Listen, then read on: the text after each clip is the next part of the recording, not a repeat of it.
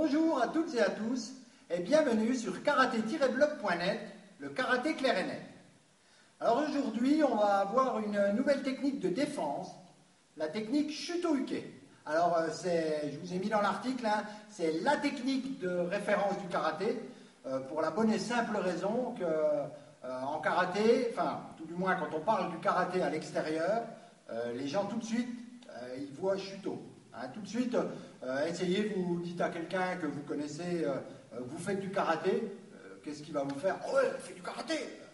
Ouais, c'est assez rigolo, voilà. Donc c'est vraiment l'image qu'ont les gens du karaté en général. Voilà, c'est vraiment en général. C'est Shuto. Voilà, le sabre de main. Donc Shu, pour décomposer, Shu ça veut dire main, To c'est le sabre, le katana, et puis donc Shuto, et puis Uke ça veut dire recevoir. Quand il y a confrontation, celui qui attaque c'est Tori et celui qui reçoit c'est Uke. Donc Shuto-uke c'est une technique de défense avec le sabre de main. Voilà. On va commencer un petit peu à détailler, je vais reculer un peu, vous voyez mes jambes. Donc pour l'instant je vais rester dans la position Ashijidashi pour que vous restiez concentrés sur les bras. Et ensuite on passera en position Kokutsudashi puisque voilà, Shuto dans 99% des cas on va l'utiliser en Kokutsudashi. Alors Shuto peut être utilisé au niveau Shudan, en général il est utilisé au niveau Shudan, mais il peut se faire au niveau Jodan également. Voilà.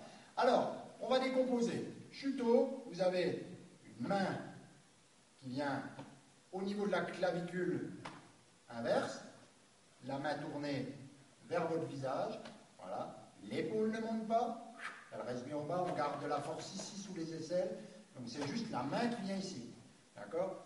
L'autre bras va devant, en direction de votre adversaire, voilà, toujours pareil, on ne lâche pas l'épaule, on la verrouille au bas. Donc là, voilà, on a bien de la force ici. Et ensuite, les mains se décroisent, vous avez la main qui fait Shuto, qui va le plus directement possible en direction de votre adversaire, et là, au dernier moment, le poignet tourne, l'autre bras vient vers l'arrière et pareil, le poignet tourne, donc les deux poignets tournent en même temps.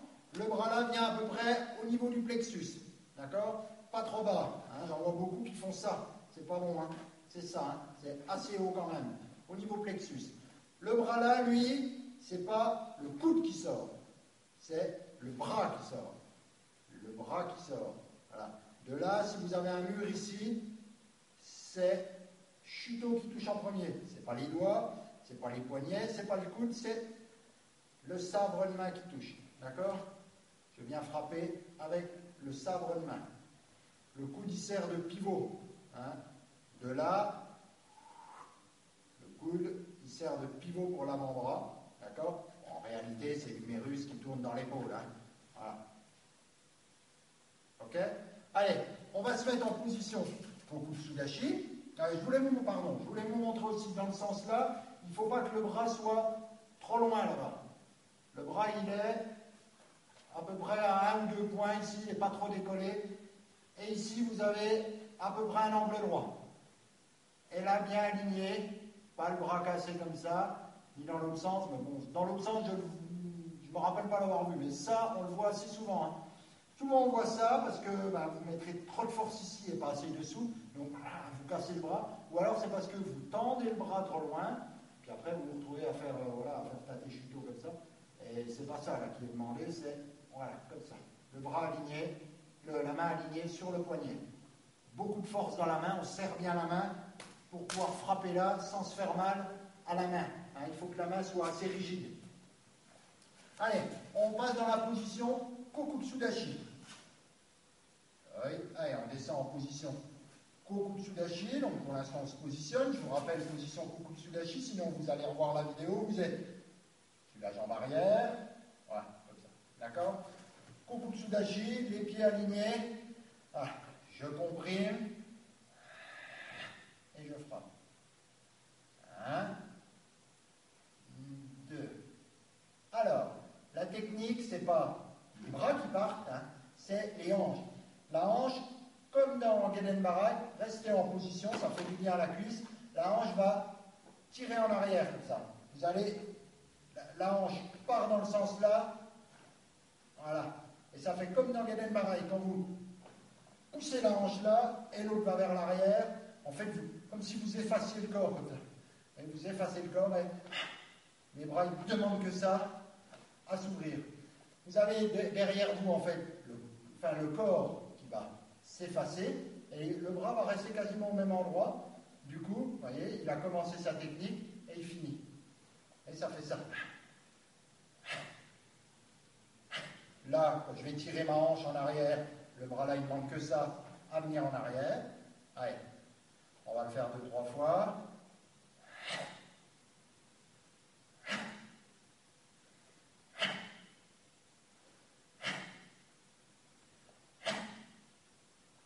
Allez, on change de position. Voilà. Même principe, c'est je tire comme ça et donc là vous avez contraction au niveau des fessiers, pression dans le sol et je viens là.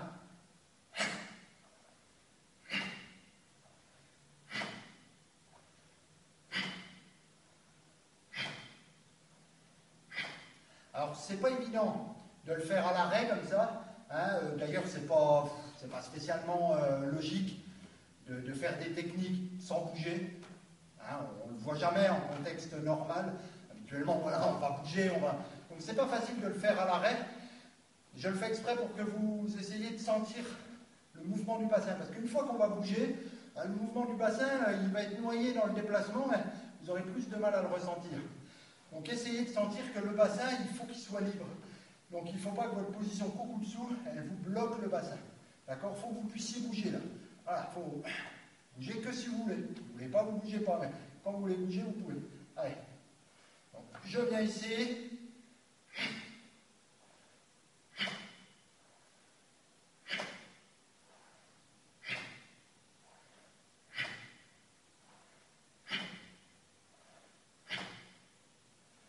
Et on reprend de l'autre côté. Alors, voilà, là on va juste bouger le bassin vers l'arrière et laisser juste les bras s'ouvrir. On ne finit pas le mouvement. Là, on comprime, mais les bras sont prêts à partir. Il faut que vous sentiez que ça part de là. Ça ne part pas des bras. Alors bon, les jambes bougent un petit peu, hein, mais normalement, elles restent comme elles sont. D'accord? Il n'y a que les hanches qui bougent. Bon, c'est pas évident de bouger les hanches et puis pas du tout bouger les bras, les jambes. Voilà, après, bon, il y en a certainement qui arrivent. Hein. Il y a des gens qui sont très forts là-dessus, arriver à rester très très stable. Bon, l'important c'est que vous restiez cohérent avec votre position. C'est sûr que si vous faites ça, ça ne va plus du tout. Là, vous avez tout perdu. Voilà, il faut, la hanche bouge, mais voilà, il faut que la jambe bouge le moins possible. Le moins possible. Allez.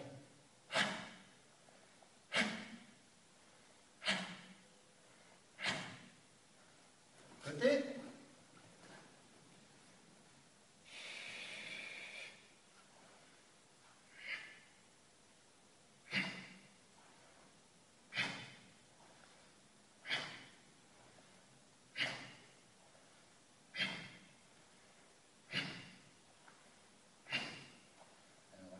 Et on frappe.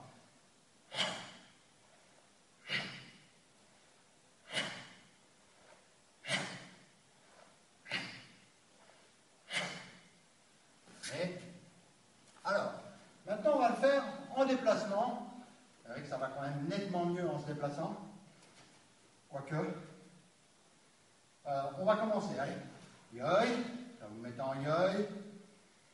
Alors moi je vais commencer jambe gauche, vous faites en miroir, jambe droite. Allez, il arrive quand même. Donc là, maintenant j'avance, Kokutsudashi, Shuto. Allez, je le fais doucement maintenant, vous me suivez. J'avance. Donc là, les jambes viennent l'une contre l'autre. Je suis, là j'ai fait la compression. le bras à l'envers, l'autre tendu devant. Et là maintenant, souvenez-vous la vidéo de Kokutsudashi, la jambe là avance, l'autre s'ouvre et je m'assois. Et en même temps, les bras s'ouvrent. C'est le mouvement là. Le mouvement là va envoyer mes bras. D'accord? C'est le mouvement là. Le mouvement qu'on a fait tout à l'heure, dans la position Kokutsu, on faisait ça, le petit mouvement là. Là, on va le faire dans le déplacement. Pour ça, je vous disais tout à l'heure, il est noyé dans le déplacement, mais c'est vraiment ce mouvement-là. De là, vous allez avant. Au lieu que ce soit comme tout à l'heure, on avait tendance à reculer la hanche. Là, c'est celle-là qui avance. Mais c'est la même chose. Hein. Celle-là avance. Et celle-là vient se mettre derrière. Vient se cacher derrière. Ça fait ça. Ça fait ça. Et ce mouvement-là va ouvrir les bras. D'accord? Allez, on reprend. Pardon. On était là. On avance doucement. On ouvre. Doucement. On ouvre. Envoûté, on se retourne. Sur place. On avance. On avance. On avance. On avance. On avance. On se retourne sur place. Fermé. Et assis. Alors, quelques petits trucs, des défauts. On va essayer de voir un peu les défauts qu'on tendance à faire les débutants. Alors, les débutants, oui. Voilà. Il y en a qui sont plus débutants qui les font toujours. Hein. Mais bon, c'est surtout les débutants. Alors, déjà, ce que je vous ai dit tout à l'heure, de frapper trop loin. Alors, les bras qui sont comme ça. Voilà, là, c'est plus la même technique. Hein. C'est pas bon ça. Hein. Le bras doit être là. Il doit y avoir une cohérence entre le corps et le bras. Chuto, c'est pas une technique qui se fait loin. C'est une technique presque du corps à corps. Voilà, la technique arrive, on bloque, on est tout près de l'adversaire. Voilà. Il n'y a plus qu'un là. Voilà, on est tout près de lui, on vient de bloquer sur l'avant-bras, on est tout près, on n'est pas là-bas. D'accord? Autre chose, donc je vous ai dit, le bras cassé, au niveau du déplacement, souvent, je vois ça. Souvent, le problème de Chuto, c'est que quand vous avez fini votre technique, vous êtes quasiment dans une position de garde, comme quand vous vous mettez en garde, hein, à part les mains qui ont tendance à être un peu plus tendues, mais sinon c'est quasiment la même position. Et ce qui se passe, moi ce que je vois souvent, les élèves, ils font ça. Voilà. Change de position, hein. Bon, c'est bien, hein, ils n'ont pas fait grand-chose. Hein. Alors, voilà, quand je leur dis, ils vont avoir tendance à me faire ça. Finalement, ils n'ont pas armé. D'accord? Ils font que ça. Bon, c'est mieux que de faire ça, hein. Mais bon, il faut quand même qu'il y ait un minimum de technique. Donc, il faut bien, au moment où vous avancez, il ne faut pas penser à mettre votre bras devant, mais en premier temps, il faut déjà penser à comprimer. On comprime, on relâche. Comprime pour frapper. D'accord? C'est important ça, hein. Regardez bien. Donc, quand vous regardez les autres, vous regardez vos élèves, ou vous-même, vous vous corrigez, vous verrez, c'est pas rare qu'on en voit qui nous font des tout petits trucs comme ça. Alors moi, ce que je fais, les gens comme ça, je les mets dans un sac, je leur demande de me refaire la même technique. Puis là, ils se rendent compte qu'il n'y a rien dans le sac. Pour qu'il y ait quelque chose dans le sac, il faut quand même que le bras ait fait un minimum de trajet, quoi. À moins d'être très très fort, il y en a qui sont sûrement très forts pour faire ça, mais en général, ceux que je vois faire ça, ils n'y arrivent pas à suivre ça. Voilà, donc on fait quelques allers-retours. On va faire Ayumi-Hachi en avançant, et ensuite Iki-Hachi en reculant. Allez. Higarikamai. Ich. Allez, on avance. Kokutsudashi. Pardon, je vais aller un peu moins vite. Ne. San. On recule. Ich. Ne. San. Che. On avance. Ich. Ne. San. Che. On recule. Ich. Ne. San. Che. On avance. Essayez de penser.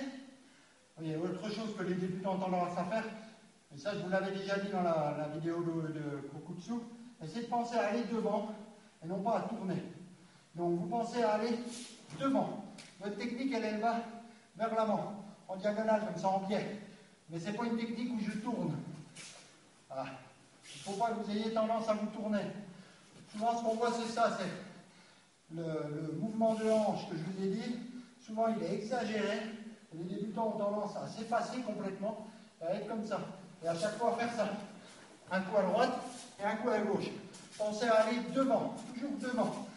Devant ou derrière quand vous reculez, mais il faut que dans votre esprit, vous alliez vers l'avant et pas à droite, à gauche. Voilà, vous frappez devant, vous coupez. Voilà.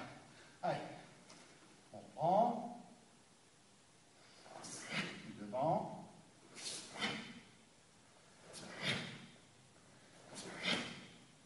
On recule.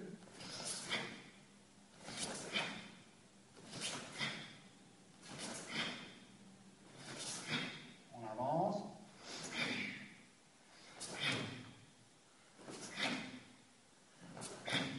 On recule.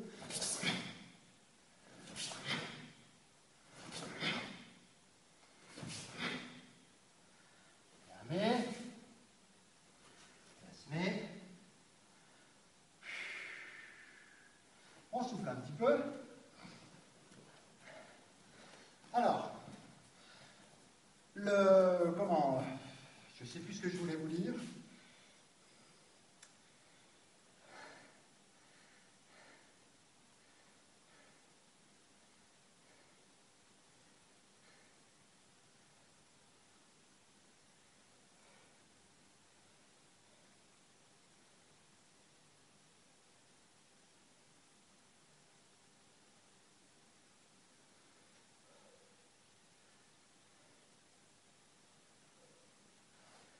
Alors, je vous ai écrit dans l'article que j'allais vous expliquer un petit peu comment la rotation de hanche allait asseoir votre position et améliorer votre pression au sol. En fait, c'est tout simple. Hein.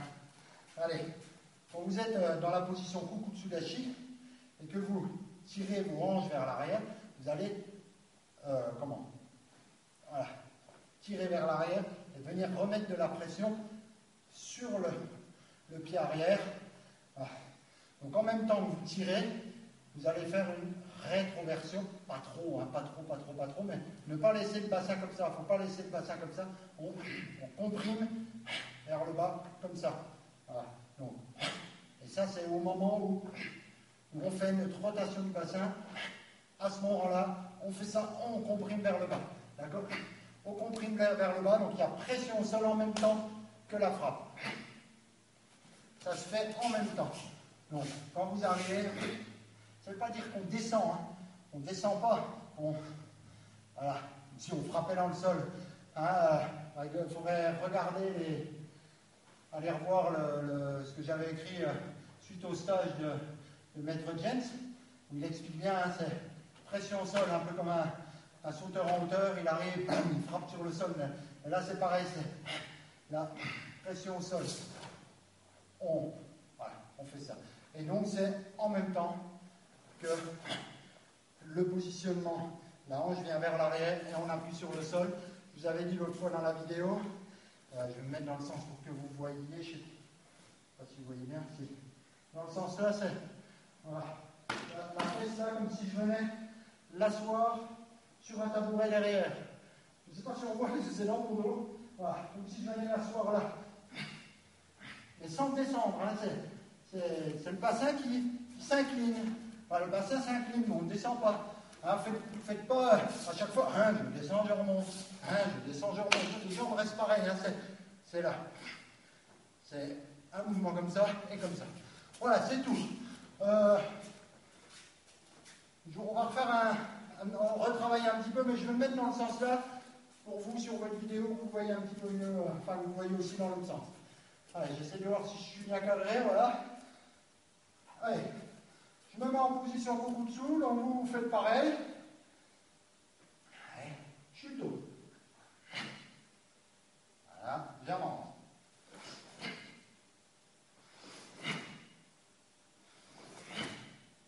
Je recule.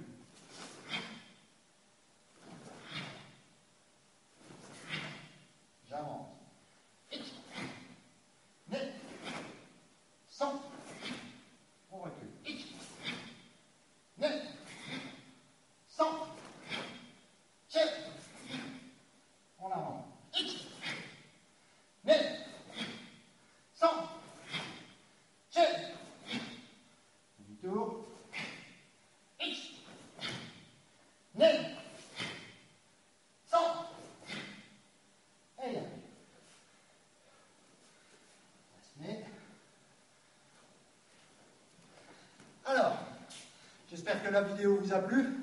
Bon, je parle beaucoup, hein. Donc revenez, retravaillez, essayez de, voilà, d'écouter, de voir un peu les conseils que je vous donne, voir si vous ne faites pas les défauts qu'on voit souvent. Donc si vous pouvez éviter de les faire, c'est bien. Si vous ne les faites pas, c'est très bien. D'accord? Mais essayez de vous autocorriger. Hein, ça sert à ça, hein, le travail que vous allez faire tout seul chez vous. Vous allez vous autocorriger. Regardez la télé ou l'écran, enfin peu importe, vous vous autocorrigez. D'accord? Et après, quand vous arrivez au club, voilà, vous avez progressé, là c'est votre prof qui va vous corriger, vous allez reprendre des choses et vous revenez voir les vidéos, voilà, vous continuez à travailler, ça vous permet de vous guider. Voilà, donc je vous remercie, et donc je vous dis à la prochaine fois hein, pour une vidéo sur karaté-blog.net. Je pense que la prochaine vidéo, je ne suis pas encore sûr, mais je pense qu'on va faire du travail une nouvelle... du kion, hein, on va refaire un enchaînement de kion. Donc je pense qu'on va travailler kokutsu dashi, les enchaînements kokutsu, zenkutsu, tout ça. Je pense qu'on va travailler là-dessus. Ça va faire du bien au niveau des hanches et tout ça. Et puis au niveau des rotations de hanches et des déplacements, voir un peu bien la différence entre kokutsu et zenkutsu dashi. Voilà, donc je vous remercie et vous dis à la prochaine fois pour une vidéo sur karaté-blog.net. Merci bien, au revoir.